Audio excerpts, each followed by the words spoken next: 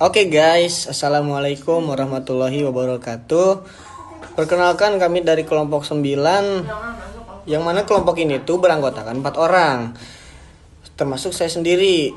Saya bernama Sirojul Munir dan beberapa teman saya yang bernama Elsya Amalia, Tina Maulani, dan Novitri. Di sini kelompok kami akan menjelaskan tentang pendidikan Islam. Definisi dari pendidikan Islam adalah: pendidikan Islam adalah sebuah proses yang bertujuan untuk membentuk karakter dan kepribadian manusia sesuai dengan ajaran Islam dengan dasar Al-Quran dan hadis, serta pengajaran dari para alimul ulama. Proses pendidikan ini tidak hanya meliputi transfer ilmu pengetahuan, tetapi juga mencakup pendidikan akhlak dan spiritual untuk mengarahkan individu dalam mencapai kehidupan yang sesuai dengan prinsip-prinsip agama. Nah, selanjutnya akan dibawakan oleh teman saya. Jadi cukup segini dari saya. Dah. Baik, yang kedua ada filosofis pendidikan Islam. Pendidikan Islam dipengaruhi oleh nilai-nilai dan pandangan hidup dalam Islam yang memengaruhi. Yang pertama itu ada tauhid monoteisme. Yang kedua ada keseimbangan dunia akhirat, akhlak mulia. Dan yang ketiga itu ilmu sebagai cahaya. Selanjutnya yang ketiga yaitu komponen-komponen pendidikan Islam. Komponen utama yang membentuk sistem pendidikan Islam secara filosofi yaitu tujuan pendidikan Islam.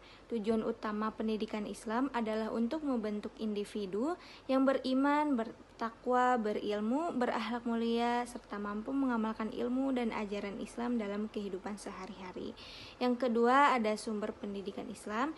Pendidikan Islam didasarkan pada sumber-sumber utama yaitu Al-Quran, hadis, dan ijtihad atau para ulama. Yang ketiga ada proses pendidikan Islam. Proses pendidikan Islam tidak terbatas pada pengajaran teori, tetapi juga mengintegrasikan pengalaman praktis dalam kehidupan sehari-hari. Yang keempat ada peserta didik atau murid. Peserta didik dalam konteks pendidikan Islam tidak hanya sebagai penerima ilmu, tetapi juga sebagai agen perubahan. Yang kelima ada pendidik atau guru. Dalam pendidikan Islam, seorang guru adalah figur yang bukan hanya mengajar, tetapi juga menjadi teladan bagi murid-muridnya.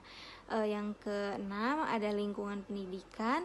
Lingkungan baik fisik maupun sosial memainkan peranan penting dalam pendidikan Islam.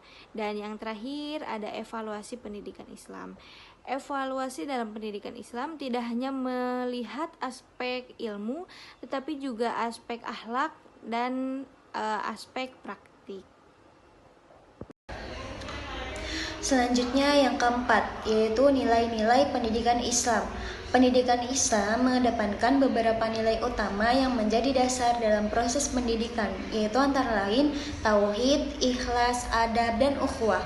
Tauhid yaitu keyakinan bahwa segala sesuatu yang ada di alam semesta ini merupakan ciptaan Allah dan setiap aspek kehidupan harus disandarkan kepadanya. Lalu ikhlas itu seperti ketulusan dalam belajar dan mengajar.